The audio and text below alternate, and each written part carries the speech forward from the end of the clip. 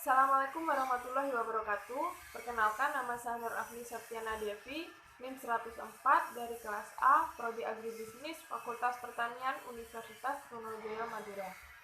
Di sini saya akan membuat video presentasi mengenai hasil dari terjun lapang saya untuk menganalisis efisiensi pemasaran dan juga perilaku konsumen pada komoditas bawang merah di Kecamatan Sukomoro, Kabupaten Nganjuk.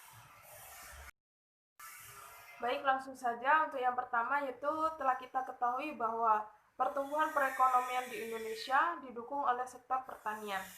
Hortikultura merupakan salah satu sektor pertanian yang memberikan kontribusi positif terhadap indikator ekonomi mikro. Kementerian Pertanian kini menetapkan komoditas utama yang memiliki pengaruh terhadap inflasi dan pertumbuhan ekonomi. Salah satu komoditas tersebut adalah bawang merah. Bawang merah merupakan salah satu komoditas yang memiliki fluktuasi tinggi. Fluktuasi harga disebabkan karena harga impor bawang merah. Selain itu, harga bawang merah berfluktuasi ketika masa panen, di mana saat panen besar produksinya melimpah, namun harganya sangat rendah. Sebaliknya, saat produksinya rendah, harganya semakin tinggi. Menurut data BPS dan Direktorat Jenderal Hortikultura, wilayah di Pulau Jawa yang menghasilkan bawang merah adalah Provinsi Jawa Barat, Jawa Tengah, Daerah Istimewa Yogyakarta, Jawa Timur, dan juga Banten. Salah satu yang ada di Provinsi Jawa Timur adalah Kabupaten Nganjuk, di mana menyumbang dengan jumlah produksi 168,220 ton pada tahun 2012. Waktu tanam di daerah Nganjuk terjadi 2 kali dalam 1 tahun, yaitu pada bulan Juni sampai dengan Juli dan juga September sampai juga Oktober. Pola pergiliran tanaman yaitu padi, kedelai, bawang merah. Pada kondisi tersebut dapat kita lihat bahwa pada bulan-bulan tertentu terjadi produksi yang melimpah dan juga pada bulan-bulan lainnya terjadi produksi yang sedikit. Untuk hasil panen sendiri di sini hasilnya langsung dipasarkan atau didistribusikan, mungkin hanya sedikit saja yang dipakai untuk pribadi. Pemasaran merupakan analisis semua kegiatan atau aktivitas usaha yang dilakukan setelah produk hasil pertanian dipanen. Produk yang dipasarkan merupakan produk primer pertanian, produk setengah jadi, dan juga produk jadi. Pemasaran merupakan kegiatan mendistribusikan produk dan jasa komoditas pertanian. Dalam kegiatan distribusi melibatkan beberapa pelaku distribusi atau lembaga pemasaran. Lembaga pemasaran merupakan pihak-pihak yang terlibat dalam aktivitas bisnis atau usaha dalam mendistribusikan dan menyampaikan produk atau jasa dari tangan produsen atau petani kepada konsumen akhir.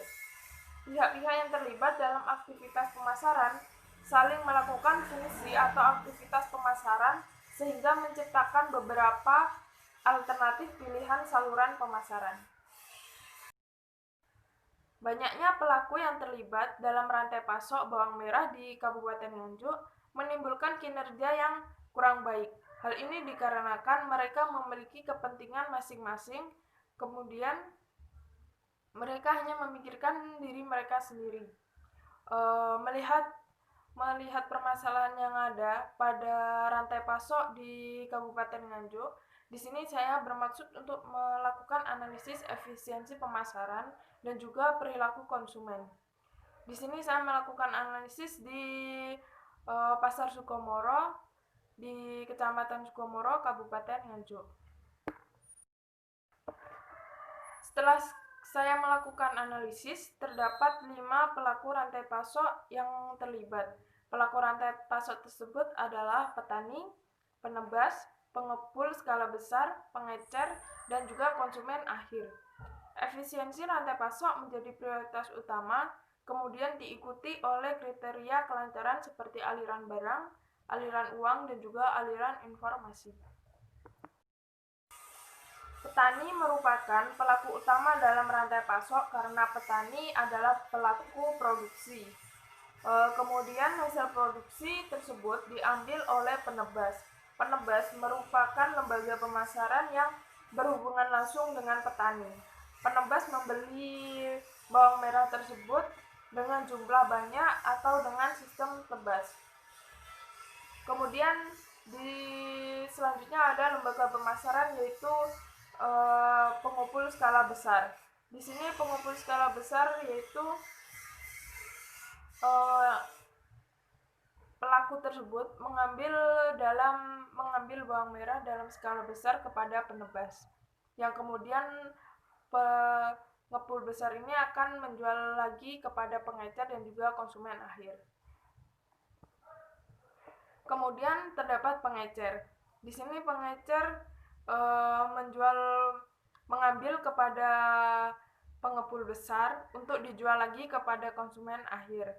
Dan lembaga pemasaran terakhir yaitu terdapat konsumen akhir, di mana lembaga tersebut merupakan penikmat dari hasil produksi. Kemudian terdapat beberapa resiko yang ditemukan ketika pemasaran berlangsung.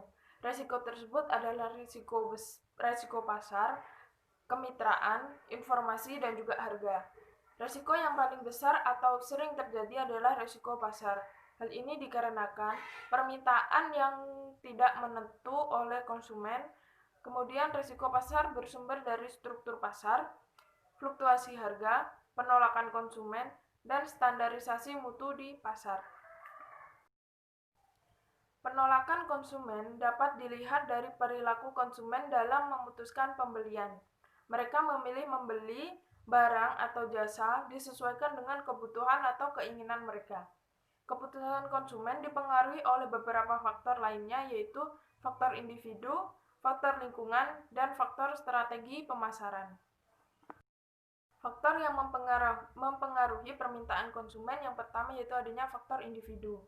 Pilihan ini untuk membeli suatu produk atau jasa dengan merek tertentu dipengaruhi oleh hal-hal yang ada di konsumen, seperti persepsi terhadap karakteristik merek, sikap konsumen, kondisi demografis, gaya hidup, dan karakteristik kepribadian akan mempengaruhi pilihan individu terhadap berbagai alternatif merek yang tersedia.